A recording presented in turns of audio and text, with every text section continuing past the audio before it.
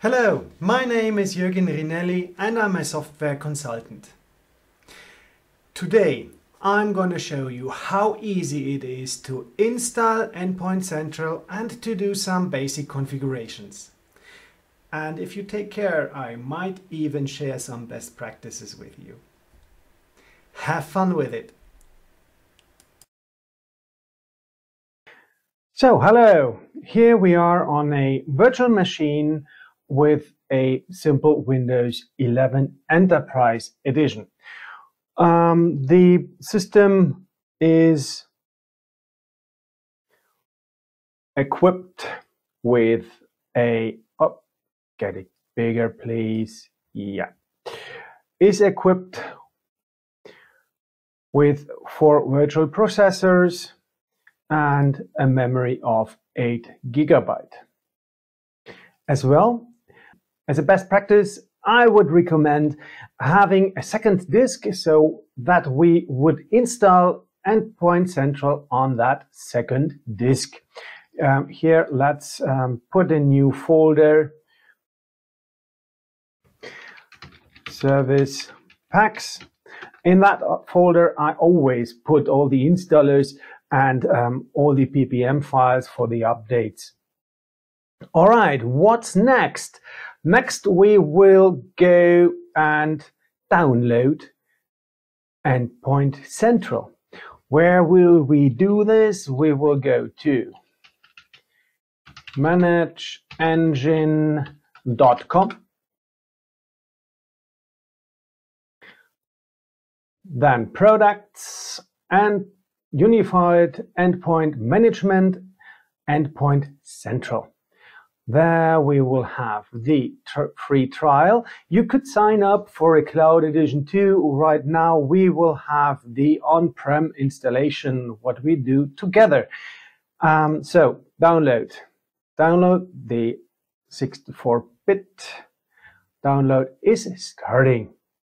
In the meanwhile, I will show you the basic requirements. ManageEngine Endpoint Central system requirements. System requirements. All right, here we are. Here's for the hardware. Just choose how many clients, computers you will want to manage. Let's have a look about 1,000. How many? What's the pre-requirement? Physical machine. And a 4 gig for the Endpoint Central server plus the SQL server 4 gig. So in total, you will need 8 GB. That's the minimum requirements. For the distribution server, you would find them here.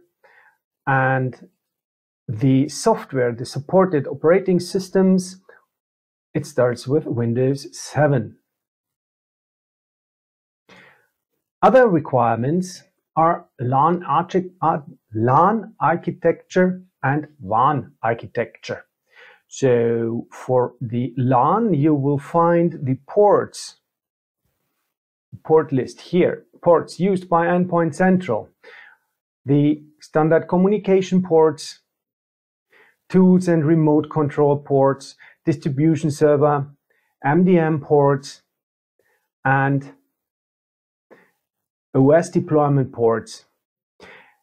And here in the notes you find 3 other ports. That's for the pushing of the installer of the agents.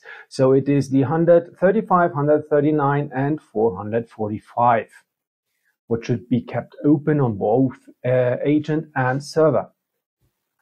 The WAN architecture you can find here and with the port list too. All right, how's our download doing? It is finished. Nice. So now I will just take this and move it to the local disk E, in the Service Packs folder. Fine. Close the browser. and then we will start with the installation. Right now it is 1 o'clock and 43. So start the installation. Yes, just with a double click. And other pre-requirements, there are none. So you do not need to install specific runtime environments or other software. Everything is being done through this single installer. Next. Yeah, I have to accept them.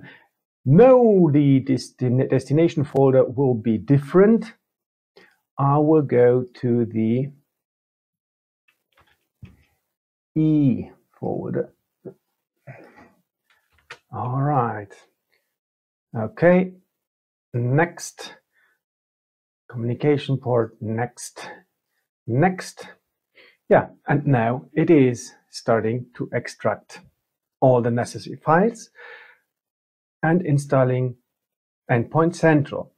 Yeah,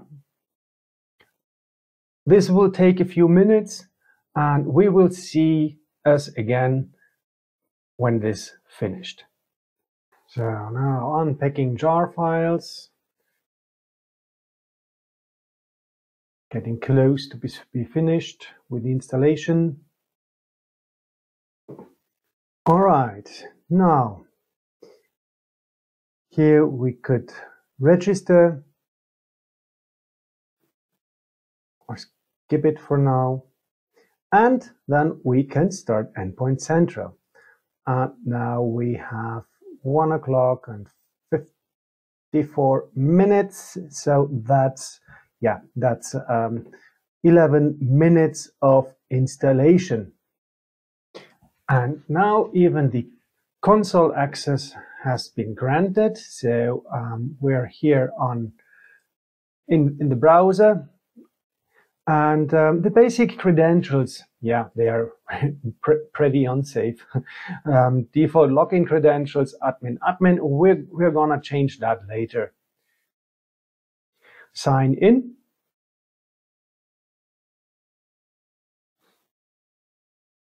Now we will need to enter for the basic admin some data.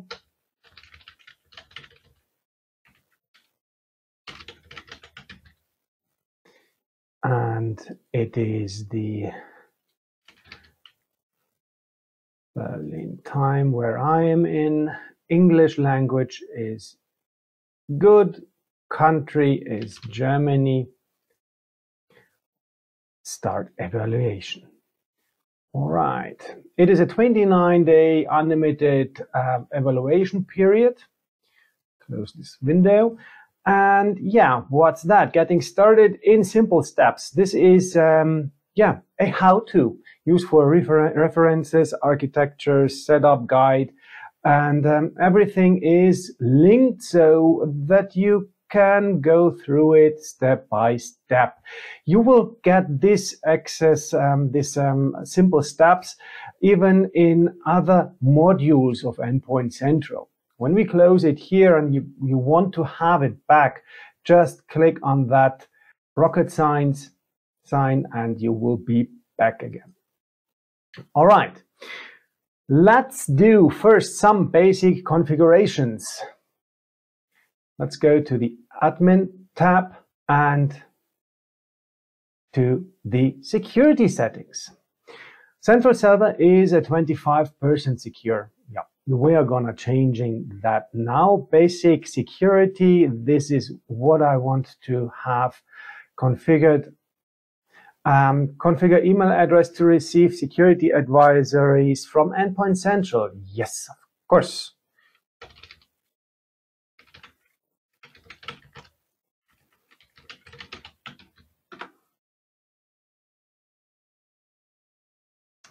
Configure email address to receive security recommendations for the central server. Configure here. Now we're gonna have to configure even the mail server. Yeah, we can do that right now from here.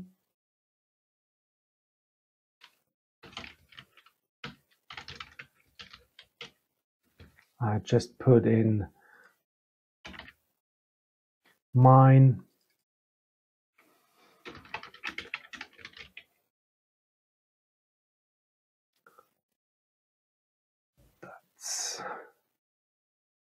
no, and in this case it's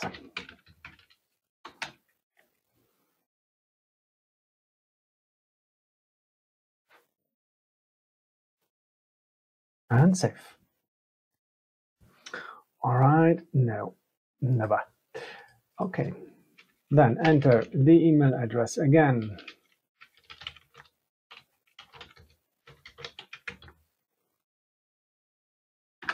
Enter, save.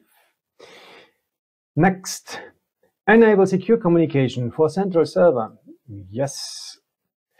Remove default admin account. This is something we're gonna do later, and as well as the enforced two-factor authentication.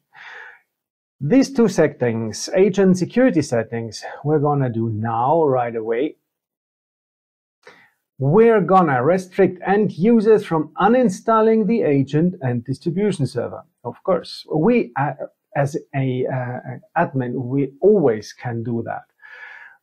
And restrict end users from stopping agent service. There are always a few users, they think it is a good idea stopping this service. But once the service is stopped, the system cannot be patched. And a non-patched system is a very vulnerable system. So we're going to restrict that. Next is, within the admin, the user administration. When there is only a free edition, or if you have a license only with the basic technician, with one technician, then you can modify even the username. Now we cannot do that because we have the full version within the evaluation period. So I'm not able to change the default username. We could add new users, and yeah, this could be done with local admin authentication or Active Directory authentication. If we want to have the Active Directory authentication, we need to add a domain. How this is done, I will show you afterwards. For a local account, just choose username, select a role. There you can choose predefined roles. For example, a patch manager won't be able to do something else than patching. And you can choose a default language, and you can choose a scope for this user to manage computers. Could be a remote office, maybe a distant location, or on another country or something. So a local administrator, a local technician could use Endpoint Central too, just for his environment. Or you could choose to select devices by groups, or even both.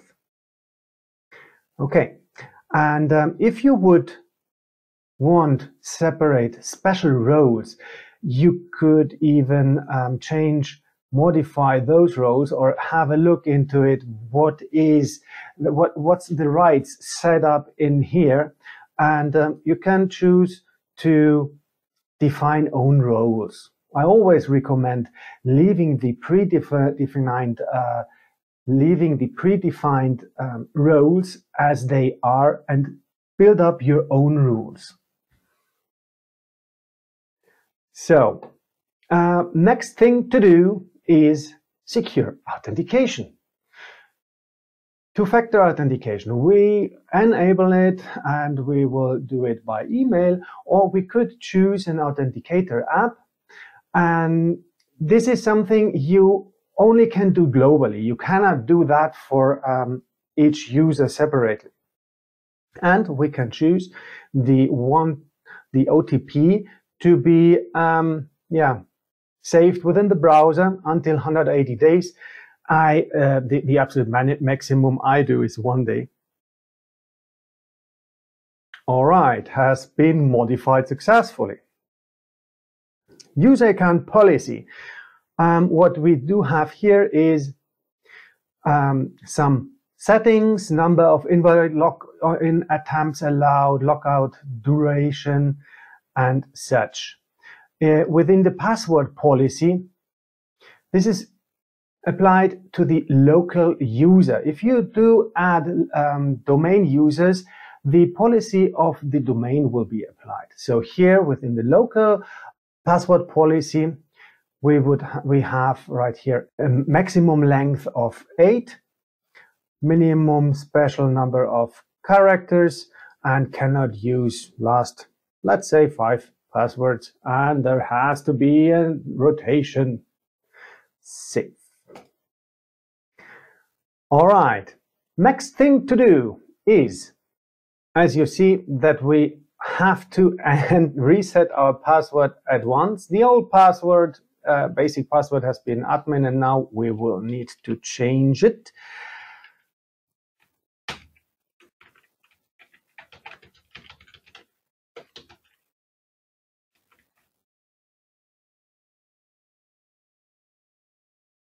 Has been changed successfully. Yeah, has to be done because we changed within the user administration the password policy. So yeah, it has to be forced because I'm on a local admin account. Next, what we need to do is have a look at the database backup. Every day it is done here at pre-configured at 12 o'clock and 1 minute. The last 7 backups are maintained, and the backup directory is within the root directory within the folder scheduled database backup. You can choose a shared folder too on another location. There has to be a backup password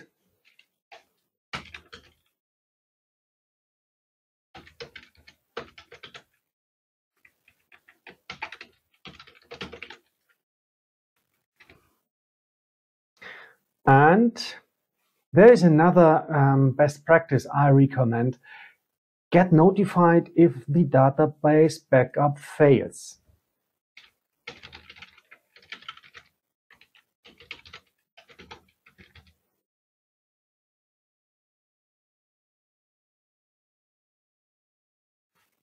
This has to be confirmed.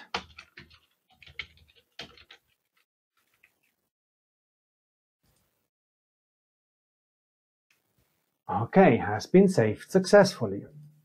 What else is for the pre-configuration?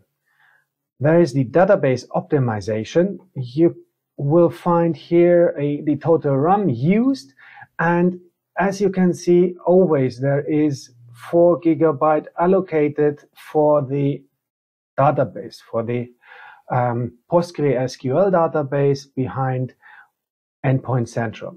You can choose to give here more power if you want, but then I recommend that you will give all the system more space, more memory. All right. About database. If you wish to migrate to the SQL database, you can do that here, MS SQL migration, but please be aware that this is a one-way. Once you're on the MS SQL database, you cannot go back. And the PostgreSQL database is really, really, really good until 10,000 clients, I would say. Fine. Next thing to do, basic configurations, is server settings, server maintenance. Enable the server maintenance at least once a month.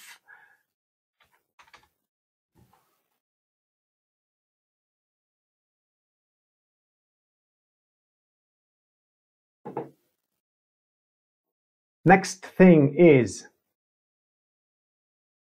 having a look into the server settings. Start the product automatically on machine boot up. This is important. And then we do have the agent settings.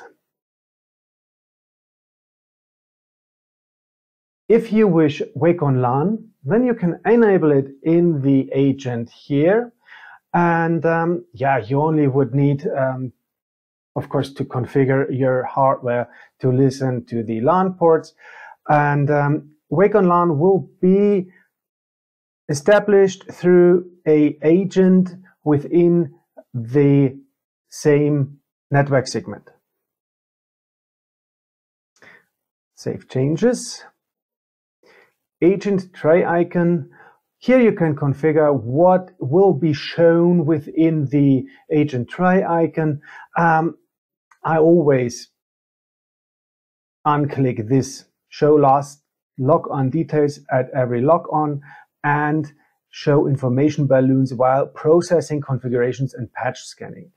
Even show user log on report menu. These are things I always unclick, because I do not want to have on every patch scan, inventory scan, or whatever has been done in the background. I don't want to have the users get annoyed from the information balloons. Fine, save changes. Back in the admin tab, I show how to add a domain.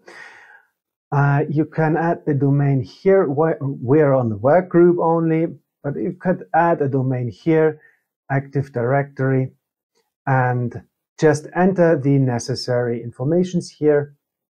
And then the domain can be used for grouping, for targeting, and such. Agent installation can be done here through add computers, push notification, push installation, but we don't have a domain here what we could choose. There are different agent installation possibilities. This is remote installation, GPO, and here is a detailed how-to for what to do, what to configure to get it done within the GPO, Azure Autopilot, Apple Enrollment, and there are even other methods for the installation. As well, if you want to add a computer manually, you can download here the agent too. Download agent, local office, because we do have only local office, no other remote offices configured right now, and Windows or Mac or Linux. Just choose what operating system you want to add to install the agent manually, download agent, and then just run this exe on the target system. But prior we add another agent, despite the Endpoint Central server, we are going to have a look here within threads and patches. I always have a look first within the settings. I always want to know, what is configured here. Microsoft is everything enabled. That's fine. If I do not have Macs or Linux, then just unselect them and save.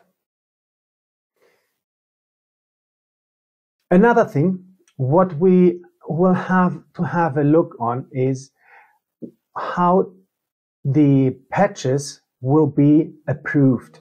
You can approve patches manually, or they can be, as the basic configuration gives, they can be automatically approved. So when we go here right now, automatically without testing, this is not a problem, not an issue, because only patches, only if you make a deployment here, an automatic patch deployment, only if you add one here, then patches will be deployed to the systems.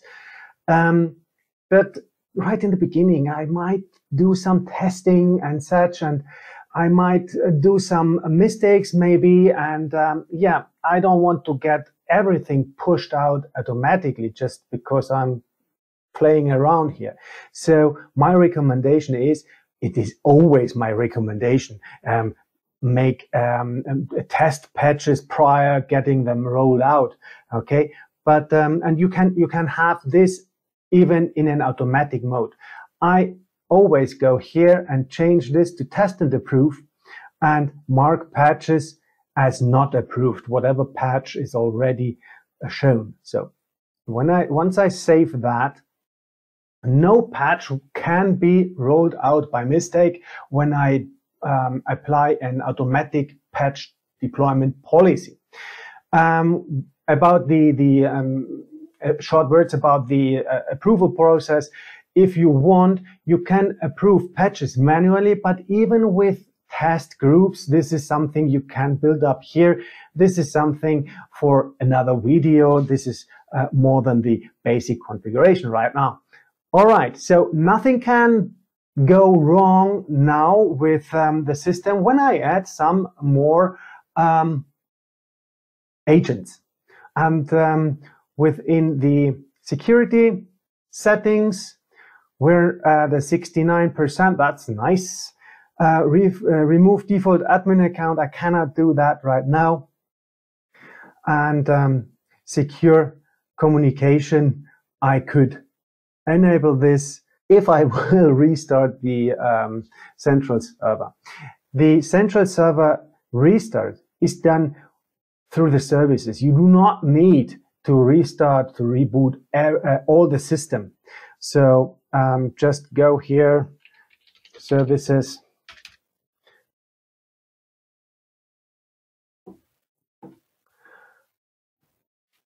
ManageEngine, just search for it, and here's the service, UMS server. I recommend stopping and then starting. Don't use the restart services because, yeah, Microsoft, this is a Microsoft thing, and I'm always not certain if Microsoft will shut down every depending service. So better stop it and then start it from scratch. I'm not going to do that now. Basic configuration, now we have 1420. Yeah, I told you a lot of things, we spoke a lot, but yeah, that's 40 minutes. So now we want to have another agent to see if everything is fine. The agent, I downloaded it already, and I will implement it, I will install it manually on another fresh Windows machine I have.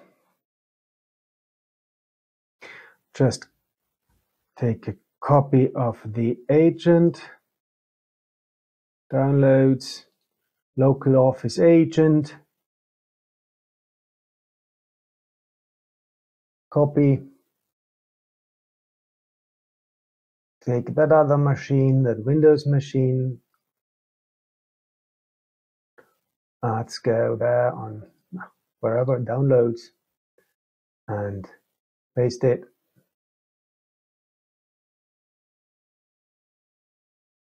And let's start the install.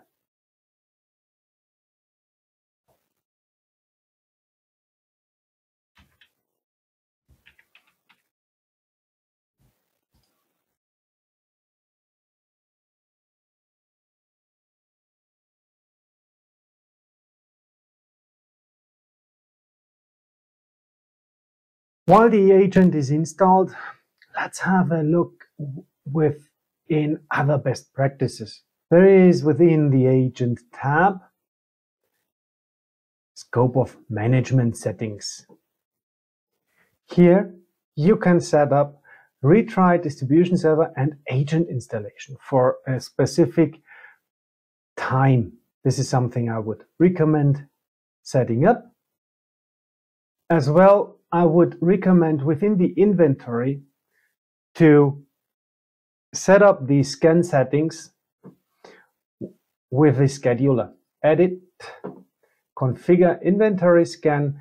The inventory scan, I would like to have it every day, and all right, we will start tomorrow at 7 a.m.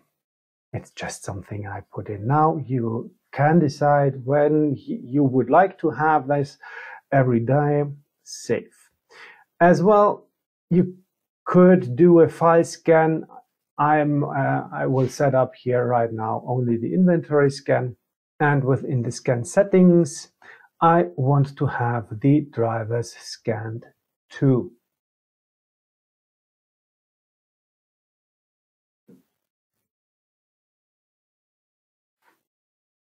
Now let's have a look about the agent installation. It is completed. Close. Fine. So that's the basic configuration. You just have one installer, double click it, and it will be installed within 10 minutes, around 10 minutes. Basic configuration is being done within another 10 minutes, 15 minutes. So it is an easy task to do. No rocket science behind it. We have defined a user. You could add a domain here. And we have agent installation here and some agent settings. And we do have within the admin, the security settings. Yeah, this is something I need to do. And there is advanced security with third-party certificates and secure the software repository or use a secure gateway server for extended security. And we have done the server settings, and we set up the server maintenance, and we set up the mail server. And we set up the database optimization and a database backup. As well, what we've done is we had a look into the patch database settings, excluded what we do not have in our environment. If we do not have Macs, so there's no need to have the vulnerability database updated with Mac patches. And yeah, what else we have done is we configured the patches to be only approved manually, and we could add now here test groups with key users and define that patches after, let's say, 3 days will be automatically approved if they have been installed successfully. But that's the configuration for patch recommendations and automatisms, and this will be something within another video. So that's it for the basic configuration. Hello again. Thank you very much for your interest and watching my video. In the end of the video, I will share some basic informations, where to download an evaluation version of Endpoint Central, and where to license it and where to get help. So thank you again and see you soon.